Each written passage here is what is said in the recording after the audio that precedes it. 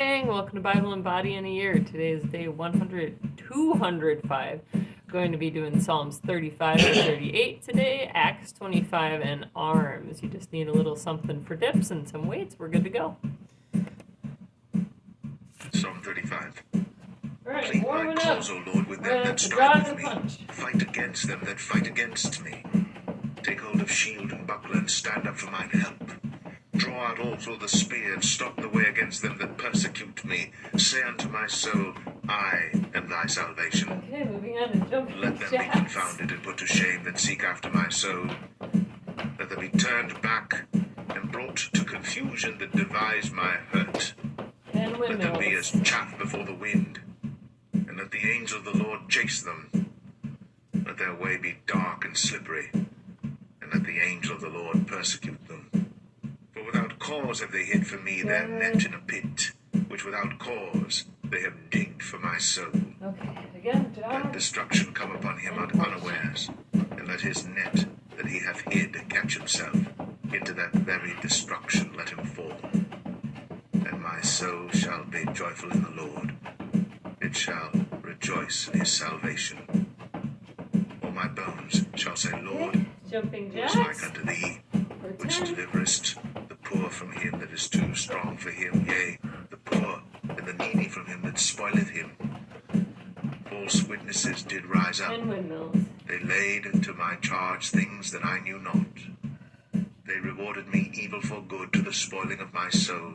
But as for me, when they were sick, my clothing was sackcloth. Okay, we should be warm. I humbled my soul with fasting, and my prayer returned into mine own bosom. I behaved myself as though he had been my friend or brother. I bowed down heavily, as one that mourneth for his mother. But in mine adversity they rejoiced, and gathered themselves together. Yea, the abjects gathered themselves together against me, and I knew it not. They did tear me, and ceased not. With hypocritical mockers and feasts, they gnashed upon me with their teeth. Lord, how long wilt thou look on? Rescue my soul from their destructions, my darling from the lions. I will give thee thanks in the great congregation. I will praise thee among much people. Let not them that are mine enemies wrongfully rejoice over me. Neither let them wink with the eye that hate me without a cause.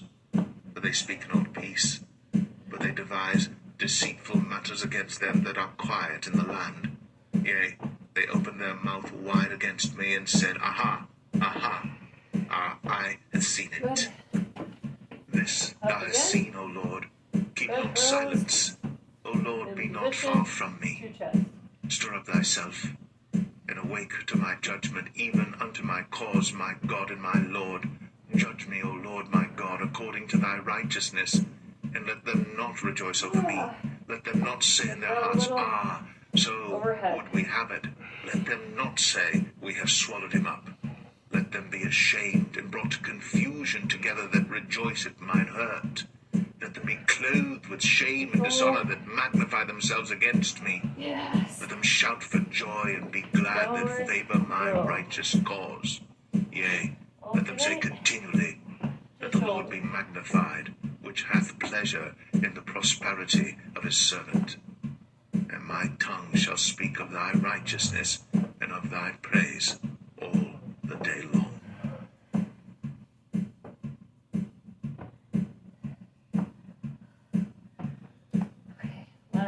Psalm 36.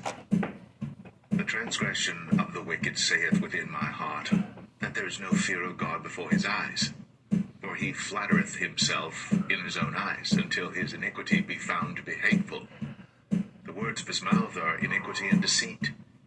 He hath left off to be wise, and to do good. Overhead. He deviseth mischief upon his bed. He setteth himself in a way that is not good. He abhorreth not evil. Thy mercy, O Lord, is in the heavens, and thy faithfulness reacheth unto the clouds. Thy righteousness is like the great mountains. Thy judgments are a great deep. O Lord, thou preservest man and beast. How excellent is thy loving kindness, O God! Therefore the children of men put their trust under the shadow of thy wings.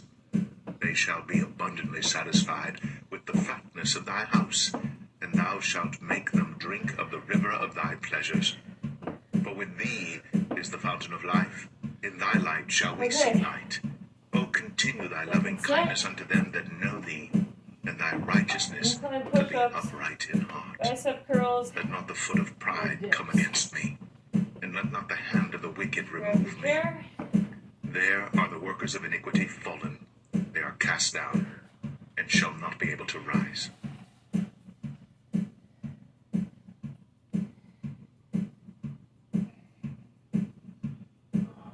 Psalm 37. Okay. Fret not thyself because of evildoers, neither be thou envious against the workers of iniquity. Alternating or both. For they shall soon be cut down like the grass, and wither as the green herb. Trust in the Lord, and do good. So shalt thou dwell in the land, and verily thou shalt be fed. Delight thyself also in the Lord, and he shall give thee the desires of thine heart. Commit thy way unto the Lord, trust also in him, and he shall bring it to pass. And he shall bring forth thy righteousness as the light, and thy judgment as the noonday. Rest in the Lord, and wait patiently for him. Fret not thyself because of him who prospereth in his way, because of the man who bringeth wicked devices to pass. Cease from anger, and forsake wrath. Fret not thyself in any wise to do evil, for evildoers shall be cut off. But those that wait upon the Lord, they shall inherit the earth. For yet for a little while, and the wicked shall not be. Yea, thou shalt diligently consider his place, and it shall not be. But the meek shall inherit the earth, and shall delight themselves in the abundance of peace. The wicked plotteth against the just, and gnasheth upon him with his teeth. The Lord shall laugh at him, for he seeth that his day is coming. The wicked have drawn out the sword, and have bent their bow to cast down the poor and needy, and to slay such as be of upright conversation. Their sword shall enter into their own heart, and their bows shall be broken. The little that a righteous man hath is better than the riches of many wicked. For the arms of the wicked shall be broken, but the Lord upholdeth the righteous. The Lord knoweth the days of the upright, and their inheritance shall be forever. They shall not be ashamed in the evil time, and in the days of famine they shall be satisfied. But the wicked shall perish, and the enemies of the Lord shall be as the fat of lambs. They shall consume, into smoke shall they consume away. The wicked borroweth and payeth not again. Good girls. But the righteous showeth mercy and giveth. For such as be blessed of him shall inherit the earth, and they that be cursed of him shall be cut off. The steps of a good man are ordered by the Lord, and he delighteth in his way. Though he fall, he shall not be utterly cast down, for the Lord upholdeth him with his hand. I have been young, and now am old, yet have I not seen the righteous forsaken, nor his seed begging bread. He is ever merciful, and lendeth, and his seed is blessed. Depart from evil, and do good, and dwell for evermore. For the Lord loveth judgment, and forsaketh not his saints. They are preserved for ever. But the seed of the wicked shall be cut off. The righteous shall inherit the land, and dwell therein for ever. The mouth of the righteous speaketh wisdom, and his tongue talketh of judgment. The law of his God is in his heart. None of his steps shall slide. The wicked watcheth the righteous, and seeketh to slay him. The Lord will not leave him in his hand, nor condemn him when he is judged. Wait on the Lord, and keep his way, and he shall exalt thee to inherit the land. Good. When the wicked are cut off, thou shalt see it. Tricep I have seen the kickbacks wicked in and great power, crossbody curl. and spreading himself like a green bay tree. Yet he passed away, and lo, he was not. Yea, I sought him, but he could not be found. Mark the perfect man, and behold the upright, for the end of that man is peace. Other side. But the transgressors shall be destroyed together. The end of the wicked shall be cut off. But the salvation of the righteous is of the Lord. He is their strength in the time of trouble. And the Lord shall help them and deliver them. He shall deliver them from the wicked and save them, And because they trust body in curl. him. Whew.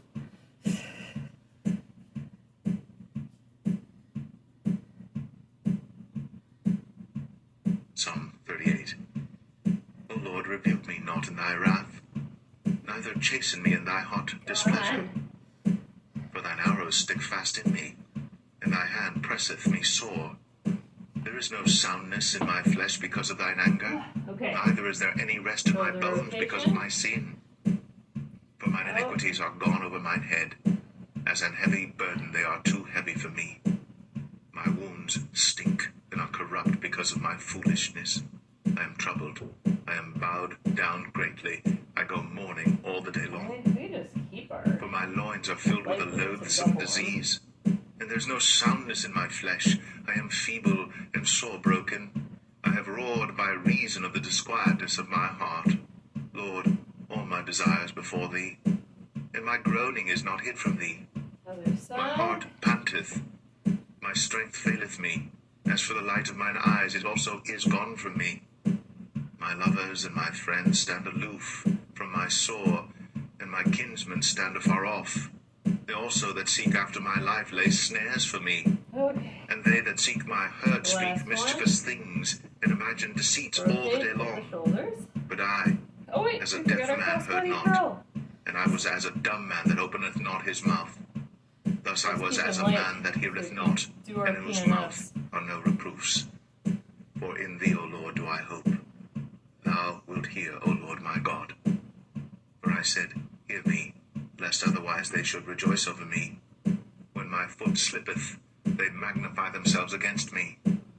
For I am ready to halt, and my sorrow is continually before me.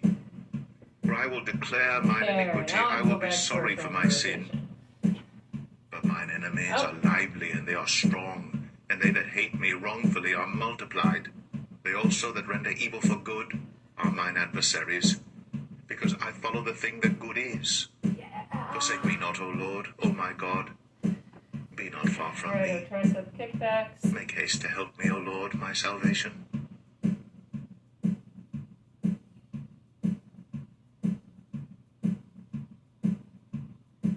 Acts 25. Now when Festis was come into the province, after 3 days he ascended from Caesarea to Jerusalem. Then the high priest and the chief of the Jews informed him against Paul, and besought him, and desired favor against him, that he would send for him to Jerusalem, laying wait in the way to kill him. But Festus answered, that Paul should be kept to Caesarea, and that he himself would depart shortly thither.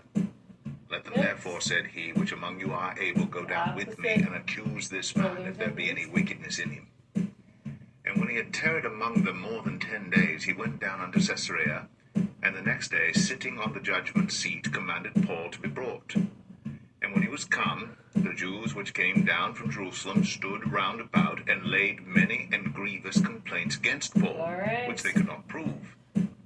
While he answered for himself, neither against the law of the Jews, neither against the temple, nor yet against Caesar have I offended anything at all. But Festus, willing to do the Jews a pleasure, answered Paul and said, Wilt thou go up to Jerusalem, and there be judged of these things before me?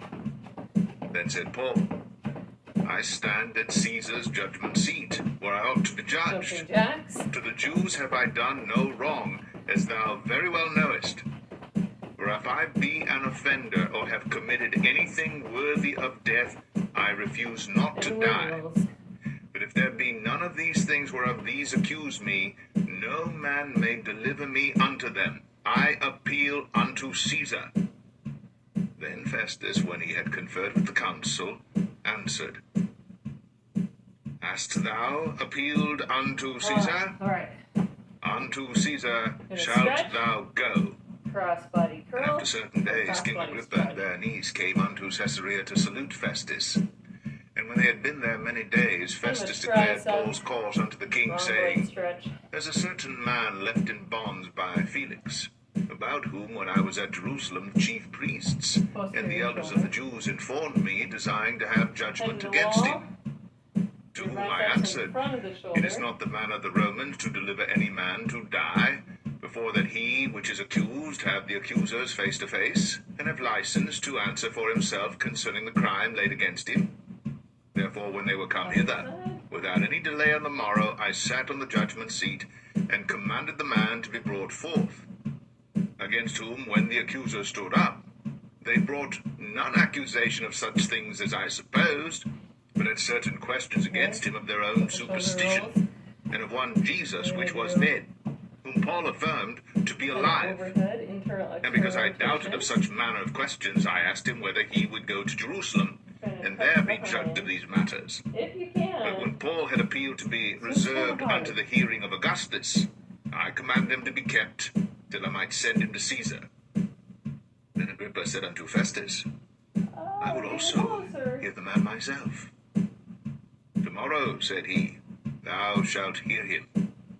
And on the morrow, when Agrippa was come, and Bernice with great pomp, and was entered into the place of hearing, with the chief captains and principal men of the city, at Festus' commandment, Paul was brought forth. And Festus said, King Agrippa, and all men which are here present with us, ye see this man, about whom all the multitude of the Jews have dealt with me, both at Jerusalem and also here, crying that he ought not to live any longer. But when I found that he had committed nothing worthy of death, and that he himself hath appealed to Augustus, I have determined to send him, of whom I have no certain thing to write unto my Lord. Wherefore I have brought him forth before you, and specially before thee, O King Agrippa, that, after examination had, I might have somewhat to write. For it seemeth to me unreasonable to send a prisoner, and not withal to signify the crimes laid against him. Palms, front of the wrists, back, and palms together. All right, great job. We'll see you tomorrow for cardio. Have a great day.